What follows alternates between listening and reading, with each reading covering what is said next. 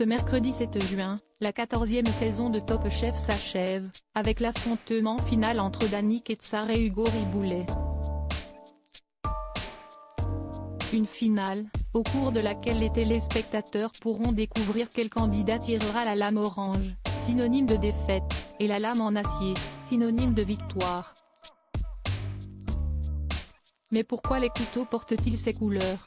Après la diffusion du dernier épisode de la 7e saison de Mariés au premier regard, diffusé ce lundi 5 juin, M6 diffuse ce mercredi 7 juin, la finale de la 14e saison de Top Chef.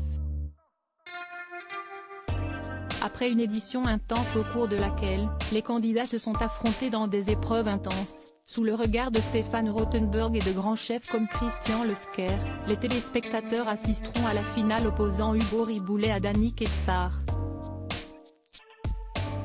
Une finale particulièrement émouvante pour Philippe Etchebest qui n'avait pas connu de finale depuis la victoire de Samuel Albert en 2019.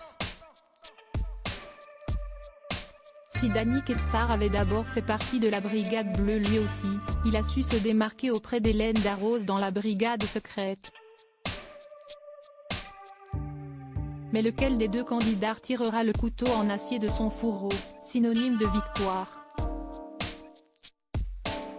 Des couleurs symboliques pour les couteaux de la finale. Les deux candidats, Hugo Riboulet et Dany Ketsar, seront face à un défi de taille ce mercredi soir, pour la finale de l'émission.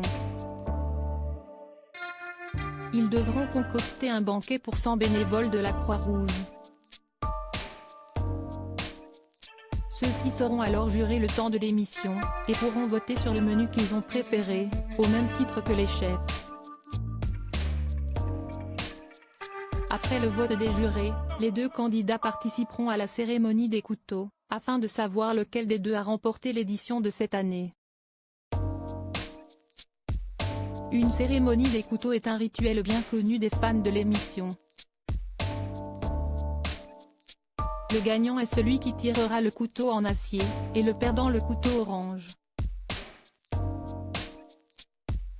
Mais d'où viennent ces couleurs? Le directeur des programmes de Studio 89 a expliqué à Télé Loisirs ce choix de couleurs, c'est tout simplement parce que le code couleur de Top Chef était historiquement le orange et le gris.